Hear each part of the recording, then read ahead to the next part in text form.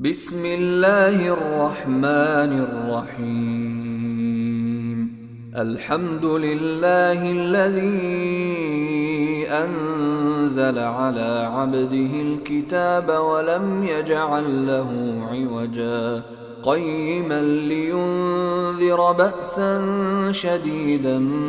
من لدنه ويبشر المؤمنين الذين يعملون الصالحات أن لهم أجرا حسنا ماكثين فيه أبدا وينذر الذين قالوا اتخذ الله ولدا ما لهم به من علم ولا لآبائهم كبرت كلمة تخرج من أفواههم إن يقولون إلا كذبا فلعلك باخع نفسك على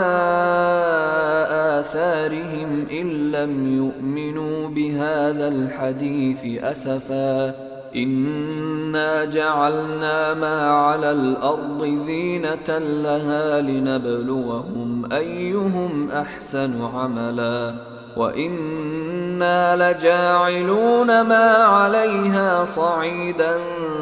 جرزا أم حسبت أن أصحاب الكهف والرقيم كانوا من آياتنا عجبا إذ أوى الفتية إلى الكهف فقالوا ربنا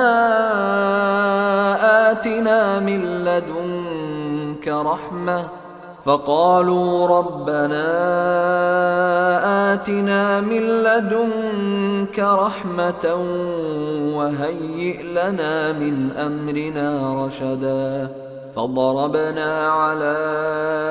آذانهم في الكهف سنين عددا ثم بعثناهم لنعلم أي الحزبين أحصى لما لبثوا أمدا نحن نقص عليك نبأهم بالحق إنهم فتية آمنوا بربهم وزدناهم هدى وربطنا على قلوبهم إذ قاموا فقالوا ربنا رب السماوات والأرض لن ندعو من دونه إلها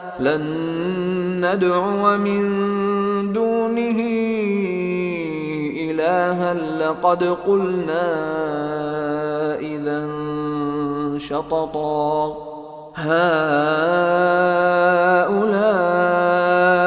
قومنا اتخذوا من دونه آلهة لولا يأتون عليهم بسلطان بين فمن أظلم